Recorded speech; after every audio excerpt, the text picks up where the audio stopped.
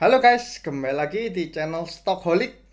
Nah, sekarang lagi liburan panjang ya, tanggal 31 Oktober. Nah, akhir pekan dan kemarin di minggu kemarin cuman ada transaksi 2 hari ya, di hari Senin dan Selasa. Tapi nggak apa-apa, coba kita review dan kita akan analisa sama apa aja yang akan menarik untuk minggu depan. Nah, sebelumnya saya mohon dukungan dari teman-teman untuk subscribe, like, komen, ataupun share ya video ini ke teman-teman yang lainnya. Oke, sekarang kita masuk pada perdagangan kemarin.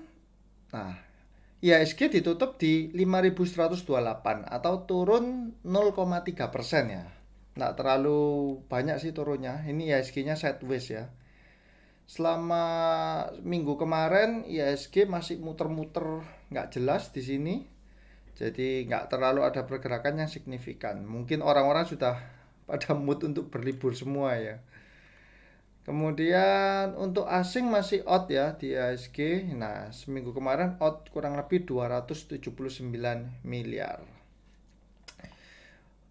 Berikutnya saya akan membahas dari emas ya. Emas ada penurunan yang sangat tajam. Dari level 1.900 lebih drop hingga ke level 1.880. Nah, ini harga emas pun juga terkoreksi ya, emas di Indonesia. Saya di Surabaya kemarin sempat diinfo emas di 890 sekian, sekarang tinggal 880-an kurang lebih. Jadi turun lumayan tajam emas selama seminggu. Terus ada berita apa saja sih yang menarik? Saya pertama kan lihat dari foreign flow dulu ya. Ya, seperti biasa saya pakai ini punya Sukor. Coba kemarin tanggal berapa berarti ya? 26 dari 26. Nah, sama apa aja yang paling banyak dibeli asing sih? Nah, ini. Asing tanggal 26 paling banyak beli Mandiri, BRI, Astra, apa ini? SMMA. SMMA ini saya belum pernah analisa ya. Mandiri, BRI, Astra. Nah, untuk banking sendiri kan sekarang Q3 lagi keluar semua ya. Dan emiten-emiten perbankan juga performanya cukup oke, walaupun tidak semua ya. Ini saya ada, nah ini adalah laporan rekap laba rugi emiten 9 month 2020 versus 9 month 2019. Contohnya ini, Bank and Finance ya, BCA kurang lebih sama ya, nggak terlalu berubah. Mandiri mengalami penurunan 14 triliun versus 20 triliun. BTN ini yang gila ya, jadi dia malah mengalami kenaikan yang luar biasa di tengah kondisi pandemi, naik jadi 1,12 triliun. Kemudian ada BNI kurang lebih sama, BBHI ini nggak terlalu mencolok ya. Terus untuk sektor telekomunikasi, Tebik ada kenaikan sedikit, sekitar 10-15% lah, lumayan ya kenaikannya.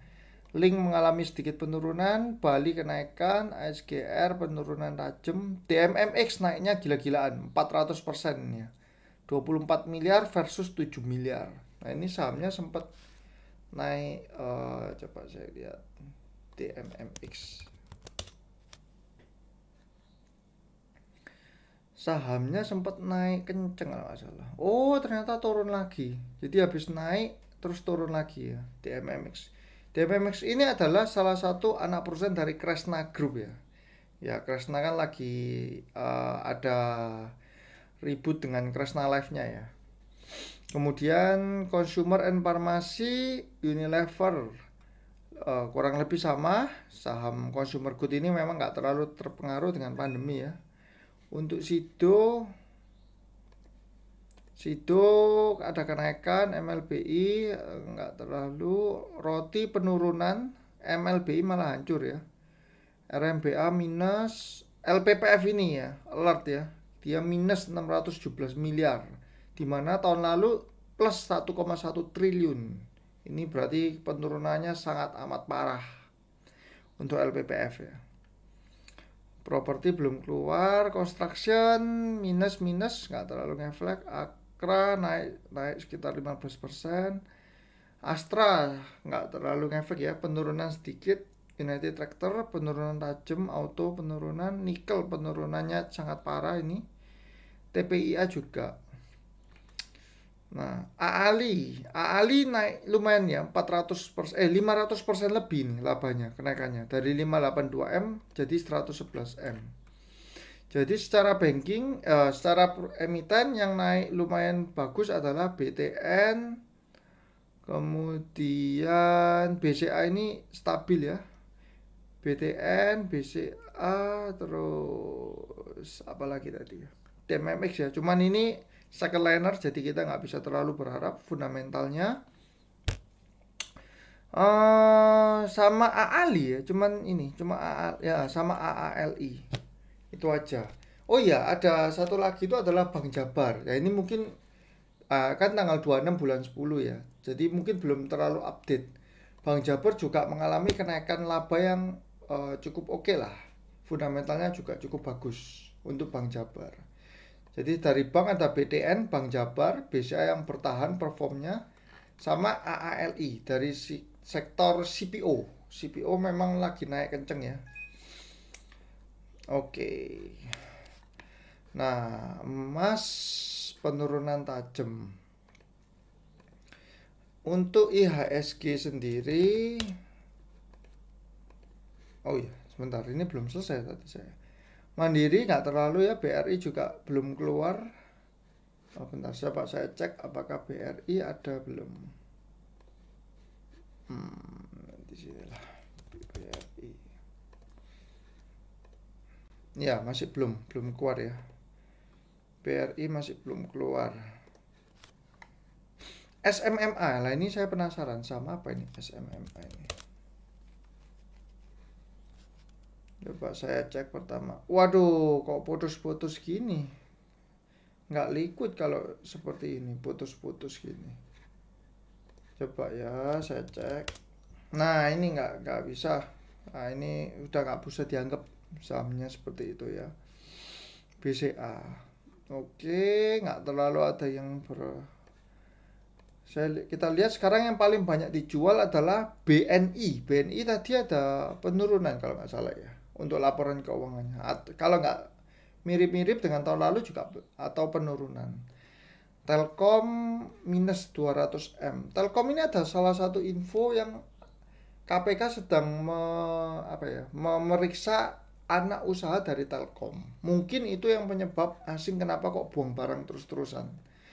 Cuman secara valuasi sebenarnya Telkom ini sangat oke lah untuk dibeli. Oke, sekarang saya akan melanjut ke IHSG. Nah, IHSG sideways ya, nggak terlalu kemana-mana. Habis dia rally kenceng menembus ini MA5 520-60-nya ketembus semua. Sekarang dia ada di level ini ya, 51 kurang lebih. Nah, IHSG patut dicermati jika dia sampai closingnya jebol di 5070. Ini yang bahaya ya. Ini angka-angka krusial. Jangan sampai IHSG jebol 5070. Terus ada berita lagi dari Aisyah ya. Aisyah atau 3 pilar group yang sempat bermasalah ya beberapa saat, 1 atau 2 tahun lalu karena gudang berasnya digerebek ya, sampai tutup. Nah, dia mau melakukan private placement. Nah, private placement akan raih 499 miliar dari FKS Group. Nah, apa sih private placement itu? Nah, kalau mungkin teman-teman pernah tahu istilah right issue ya. Right issue itu kan menambah jumlah saham baru, menerbitkan saham baru di mana investor bisa menebus saham right-nya. Nah, proses untuk menambah saham baru itu ada 2, yaitu dengan HMETD atau hak memesan efek terlebih dahulu. Jadi investor-investor yang lama yang sudah punya sahamnya itu ditawarin, kamu mau nggak nebus saham right-nya itu, HAMET istilahnya. Tapi yang kedua itu adalah non-HAMET, jadi tanpa hak memesan. Nah, Aisyah ini akan melakukan private placement atau non-HAMET ya. Nah, non-HAMET ini biasanya, mengapa kok dilakukan non-HAMET? Karena ada investor gede yang mau masuk. Nah, kenapa? Kalau dia HAMET, investor lama kan bisa nebus semua.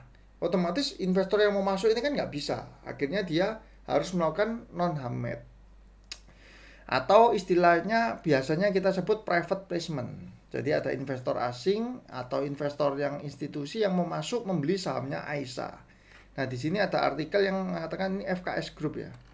Mau masuk 499 M. Nah, dengan harga berapa? 210 per saham. Nah, sekarang berapa sih harga saham Aisyah? Aisyah sekarang ada di range 214.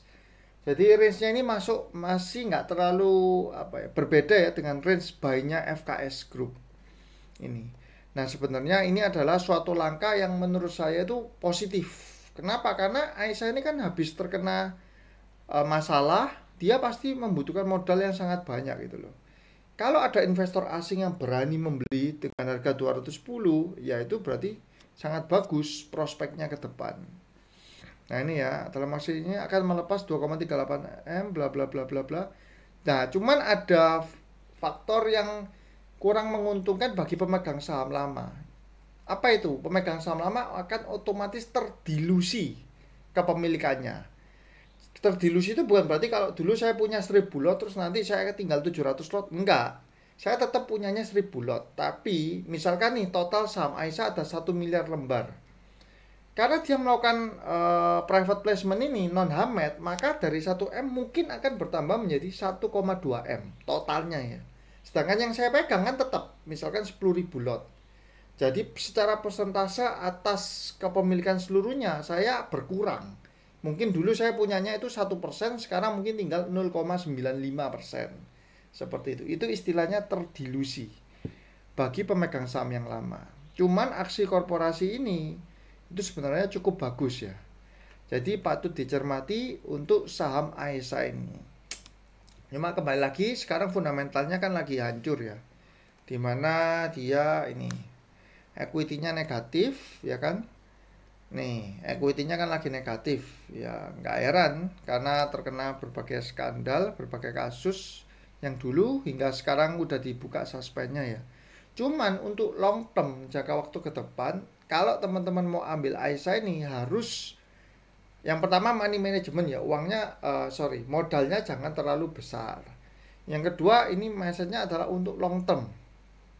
Anggap FKS Group ini berani beli 210, ya udah kita beli aja 214 atau 216, beda sedikit kan, untuk simpan jangka panjang seperti itu. Oh ya, tapi ada disclaimer on ya, semua yang ada di video ini bukan ajakan untuk membeli atau menjual, tapi cuman sharing analisa saya saja. Jadi resiko ada di tangan masing-masing investor ya. Oke, Aisyah seperti itu. Private placement bla bla bla bla bla. Kalau misalkan ini sudah selesai prosesnya, maka si Aisyah ini 3 pilar ini akan mendapat injekan ekuitas atau cash ya. Uang cashnya akan bertambah 500 miliar. Itu sangat krusial dengan posisi perusahaan yang sekarang ya. Oke, dari 3 pilar selesai. Saya akan lanjut ke ini, saya pilih beberapa saham yang menarik untuk dibahas. IPTV ya, kalau teman-teman ikut yang minggu lalu, Sabtu lalu ya, dimana saya masih menunggu kenaikan dari IPTV. Cuma sampai sekarang pun dia masih belum ada kenaikan yang signifikan ya. Ini sempat mau nge-break 300 tapi akhirnya turun lagi ke 290. Ini IPTV. Saya kasih sekilas saja ya. IPTV sekarang lagi di dekat support ya, di level 290, di mana supportnya ada di level 276 lah, 274 kurang lebih. Jadi ini masih sideways dia. Dia berusaha menjebol di level 306 ini. MA60-nya ya. IPTV jadi masih watch, kita masukkan watch. Nah, ini BJBR ya yang saya bilang. Ini sebenarnya menarik sekali saham Bank BJBR ini, karena secara keuangan, nah ini ya sudah keluar 9 month-nya dia malah lebih bagus daripada 9 month 2019. Nah ini aneh. Tahun lalu nggak ada COVID, dibandingkan tahun ini malah lebih kenceng tahun ini. Ya, sedangkan dibandingkan harganya tahun lalu di 1.500-an, tahun ini di 1.085. Artinya terdiskon ya. Terdiskon sekitar 30%-an kurang lebih. Nah, ada potensi kenaikan 30%-an ya berarti. Kalau kita bodoh-bodohan lah. Hitung dari harga tahun lalu. Kalau 1.085 ke 1.570 lebih ya. Mungkin 30% lebih ya. Seperti itu. Jadi BJBR ini cukup menarik untuk kita cermati ya. Dengan fundamental yang membaik. Nah, ini trennya lagi uptrend si BJBR ini. Berbahaya jika dia jebol 1070. 1070 ada di MA5-nya ya. Nah, selama di atas 1070 ya kita bisa dibilang boleh lah untuk buy saham BJBR ini. Oke, berikutnya asingnya masuk lumayan kenceng ya ini. Grafik asingnya yang garis ungu ini. Cuman kepemilikannya masa banyak ini. Coba saya cek ya BJBR. Cuma sedikit. Asing cuma 9%, yang atas nama retail 22%. Nggak terlalu ngefek asingnya masuk. Cuman dia lagi uptrend dan uptrendnya belum pecah ya untuk tren naiknya ini. Bahaya di 1070 jebol. Next akan saya Breeze ya. Nah, Breeze ini secara laporan keuangannya kemarin moncer ya, 190 miliar. Naik hampir berapa kali nih? 4 kali lipat ya. 3 kali lipat lebih lah saham Breeze ini. Dimana ini ya sempat jebakan Batman ya. Dari 1220 sempat naik ke 1305, di closing di kembali 1235. Sadis ini Breeze. Nah, seperti sebelumnya saya bilang, saya hanya mau scalping ya untuk Breeze ini, karena sebenarnya saham ini kan sudah naik hampir 10 kali lipat kan. Ya mungkin 8 kali lipat kan, dari level 100-an ini sampai ke level 1000-an ini. Gila. Jadi kalau kita beli di sini ini agak worry juga. Cuman memang fair value-nya di 1400 Breeze itu. Jadi kalau ini dia sudah jebol ya, MA5-nya dia jebol, dan bahaya kalau dia cross ke ini, ke 1150 ini. 1140 kurang lebih. Itu level yang berbahaya jika sampai kejebol untuk Breeze ya. Kemarin di hari Selasa NIDR SQ, kalau di hari Seninnya yang buang barang di X ya. YP yang masuk, CC jualan NI. Breeze chartnya ini ada putus ya. Ada putus di sini gap. Nah, biasanya akan menutup gapnya, tapi tidak selalu sih. Breeze saya nggak terlalu ya. Kemarin sempat main ketika dia ARB saya beli di satu level di atas ARB. Cuman dengan catatan ARB-nya itu volumenya gede ya. Misalkan 500.000 atau 1 juta lot di ARB ya. Saya beli di satu level di atasnya. Biasanya kalau sampai saya kebeli, berarti kan yang harga ARB yang 1 juta lot itu kemakan habis. Itu akan mendal ke atas, cuman untuk scalping aja. Berikutnya TDPM. Nah, ini sempat saya sounding, ternyata habis saya sounding malah ARB si TDPM ini. Cuman saya terus terang masih simpan ini. Saya masih hold, cuman tidak terlalu banyak porsi saya di TDPM karena ini kan perusahaan second liner ya. Nah, ini dia jebol MA20, MA60-nya kejebol. Turun ini sempat ada perlawanan ya di hari terakhir ini. Ini tiba-tiba langsung AR ini. Nah, untuk range-nya dia ada di 110-an ini ya, kurang lebih 110-an. Ada support berikutnya di 110. Nah, saya sih menunggu fundamentalnya Q3-nya gimana si TDPM ini. belum keluar, masih 6 month. Nah, saya suka kenapa? Karena TDPM ini salah satu saham yang 80% dikuasai oleh asing dan retailnya cuma 3%. Jadi ya ini karena saya nggak terlalu besar, jadi saya nggak terlalu pusing lah dengan penurunannya. Coba saya cek ya TDPM secara foreign-nya. Nggak terlalu banyak transaksi foreign-nya. Ini cuma juta ya, satuannya M kan, million juta. Beli 714641, jual, terus ini terakhir beli sedikit. Ya nggak terlalu ngefek lah. Berarti ini penurunan karena dilepas sama asing. Yang kemarin-kemarin ini asingnya kan buang barang terus ini, nggak berhenti. Cuman transaksinya kecil. Ya ini saham-saham second liner ya, TTPM. Kemudian apalagi? Aisyah sudah. Nah, saya akan membahas ini ya. Wismilak, di mana dia AR kanan ya.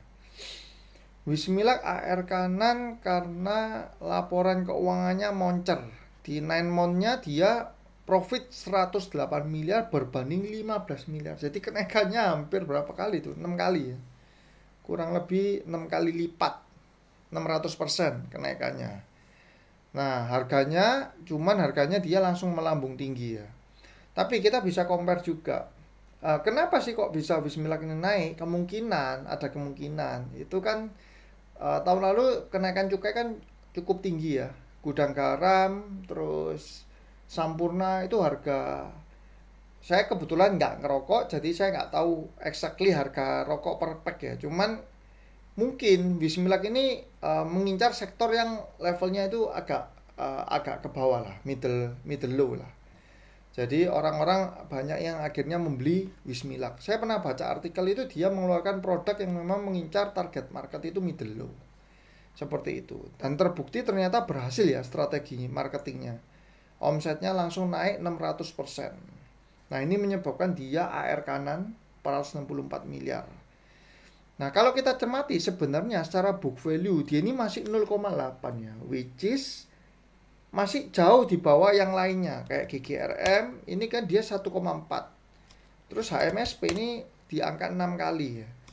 Nah, sedangkan Wismilak ini ada di cuma 0,8. Nah, kalau kita samakan dengan misalkan gudang garam, berarti kan di 1,4 kali. Ada potensi kenaikan sekitar ya mungkin 60%-an lah. Kalau disamakan dengan gudang garam. Nah, ini dia menembus harga all time highest ya.